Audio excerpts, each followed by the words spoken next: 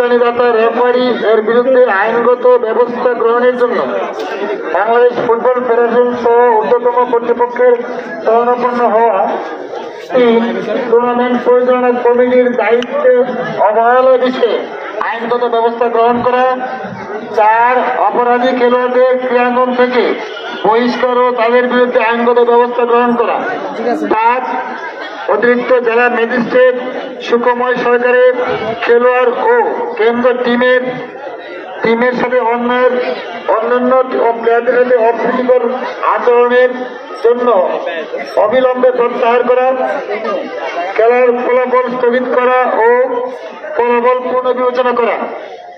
7 আগামী জেলা পর্যায়ে যে কোনো খেলা নেত্রকোনা স্টেডিয়ামে অথবা নেত্রকোনা সদর হবে না, এই মাঠে হবে না, এটা অন্য যে কোনো উপজেলায় হইতে হবে, সেই ব্যাপারে সিদ্ধান্ত গ্রহণ করা।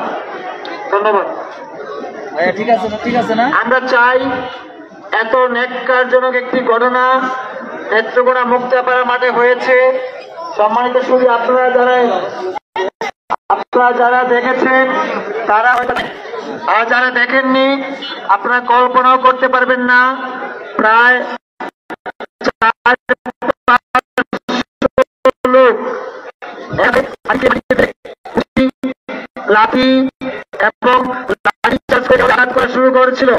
আমরা ভেবেই নিয়েছিলাম যে আরিফ হয়তোবা ওইখানে মৃত্যুবরণ করেছে। আল্লাহর অশেষ কৃপায় আমরা পরবর্তীতে আমাদের উপজেলা নির্বাহী অফিসার মহোদয় সর্বোচ্চ চেষ্টা এবং উন্নত চিকিৎসায় আরিফের আপাতত প্রাথমিক জ্ঞানটুকু তার হয়েছে এবং সে মোটামুটি সুস্থ আছে। আমরা এখনো আশঙ্কা মুক্ত হয়নি, তাই আমরা সেই ন্যাক্কারজনক ঘটনার তীব্র নিন্দা জানাই এবং সঠিক বিচার চাই।